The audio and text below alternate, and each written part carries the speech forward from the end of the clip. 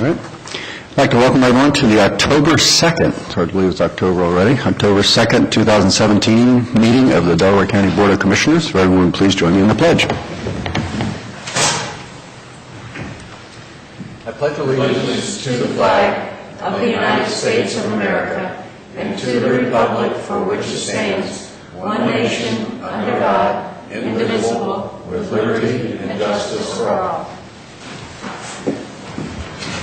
All right, thank you. I'm Jeff Benton, President of the Board. To my left is our Vice President, Gary Merrill. To my right is Barb Lewis, our fellow Commissioner. Our County Administrator is, I assume, on his way. I've seen him.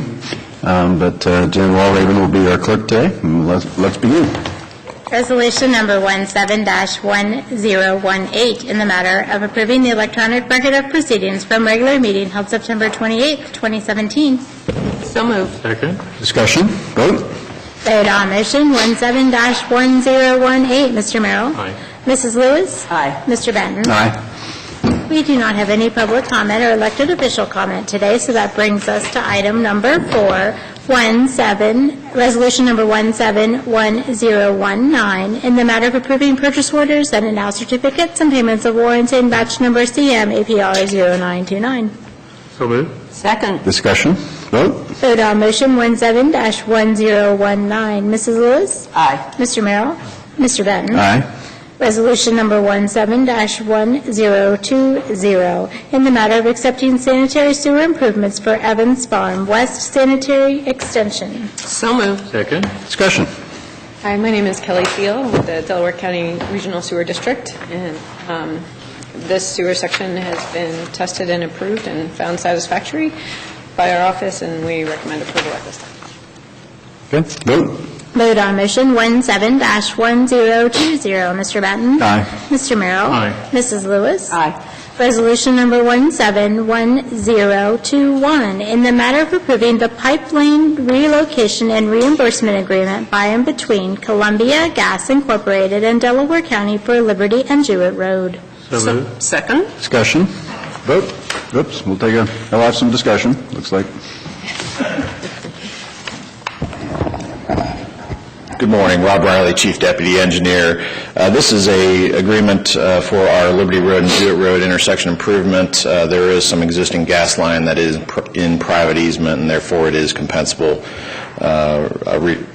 relocation, and so this agreement calls for the compensation for that work. Okay. Vote. Vote on motion 17-1021. Mr. Merrill? Aye.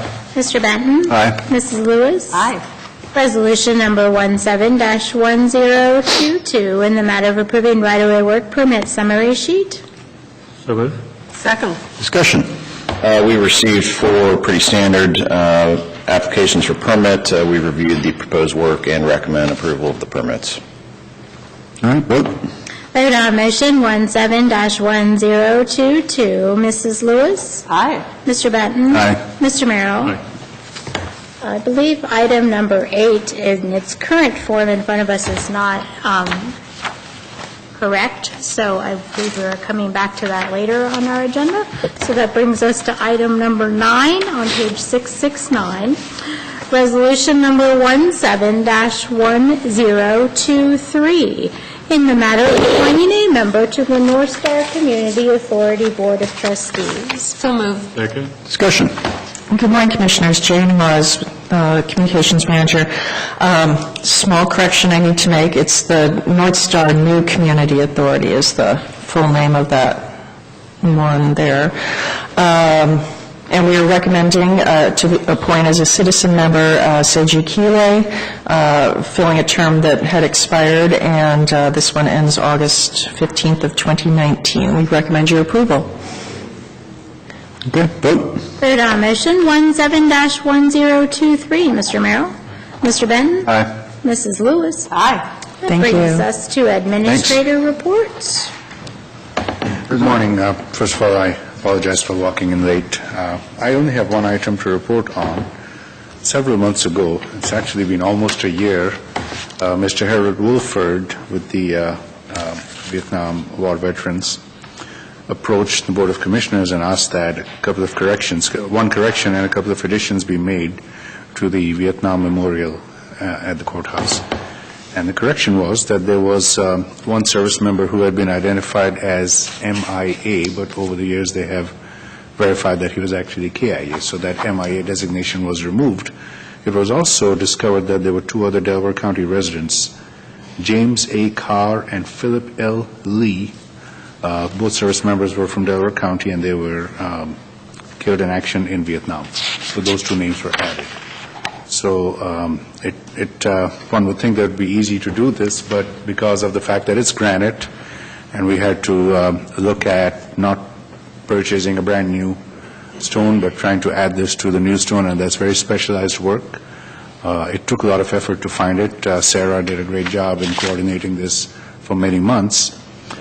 And, of course, I want to thank Harold Wilford, and then, of course, Don DeShazer. Don, his organization is the one that paid for this to happen. I also wanted to mention Snyder Funeral Homes. They specialize in this. They came out and they did a pretty good job.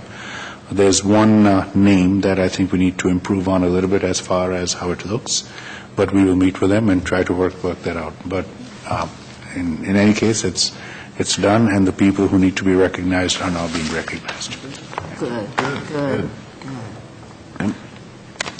All right, Commissioner Lewis. Yes. I was at the Stepping Up Ohio Summit last Thursday, and it was organized by retired Justice Eve Stratton. It was a great day. There were people there from NACO, our national group, and someone came in too. A couple people came in from Miami-Dade, and they're really are doing some great things as far as their jail diversion program, and it was just an excellent day. Learned a lot. Our own Kathy Neff and then Matthew Walls of Unity House both presented for Delaware County, telling the group what Delaware County was doing, and there were approximately 35 counties in the state represented with people there at the meeting too, so that was great. It gave us another chance to showcase what we're doing regarding stepping up. In April, there was a celebration in D.C.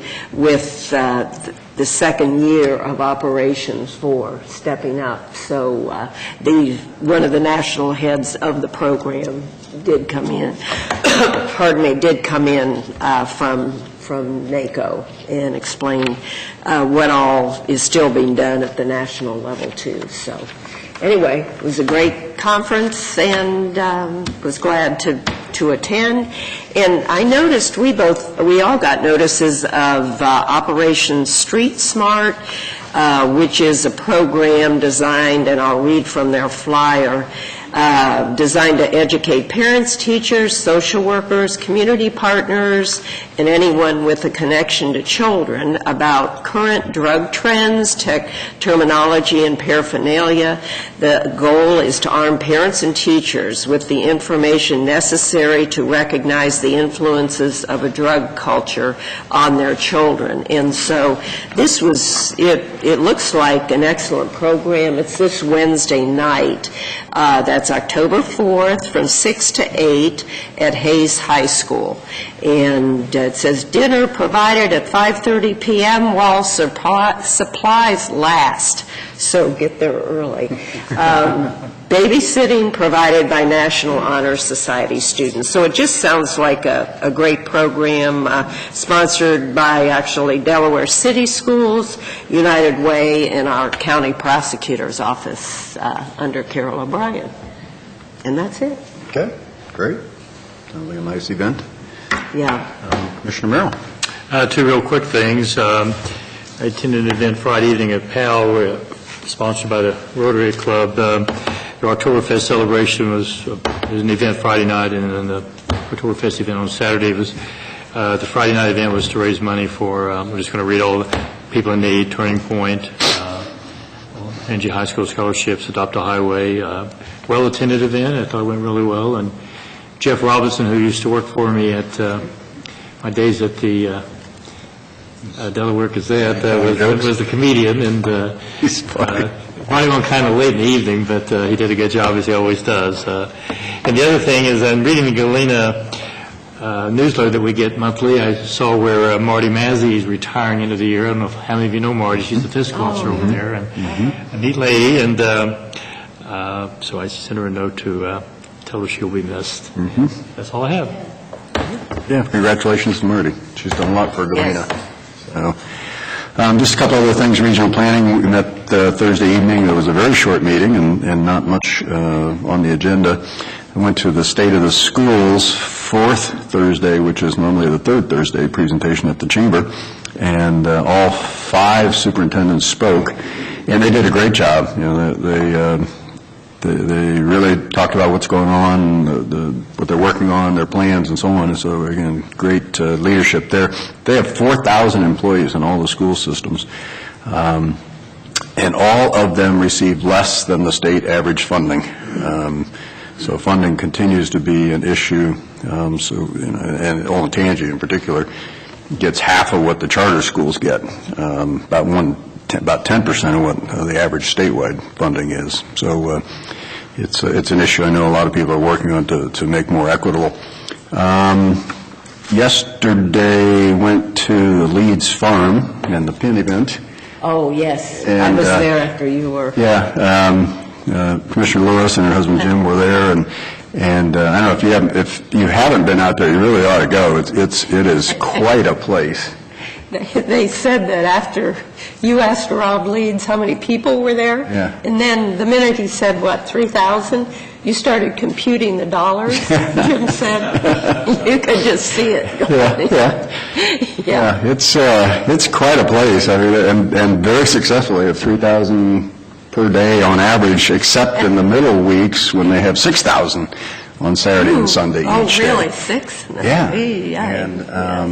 And it's just, Rob, hats off to Rob. I mean, he's done just a great job. And Christy, his wife, I mean, they all work they have 70 employees working there at this event. They have a zip line, they have trampolines, they have a pig with 12 piglets, which was hilarious. They have goats, they've got wagon rides, they got a banana bus, they've got paintball, they've got hay rides. They They got a straw maze, through straw bales. So it's just an incredible event, very, very crowded. It was just very impressive. Really was. I guess they call it a fall festival, I think is what they call okay. it. But it's only on weekends, and it goes through, I think, the end of October, but I would encourage everyone to go to that. The event you went to had to do with people in need. Yeah, People in Need was there to, just talk about people in need. And Commissioner Lewis and her husband Jim were there. They had a booth set up to just familiarize people with people in need. And so it was just a great event.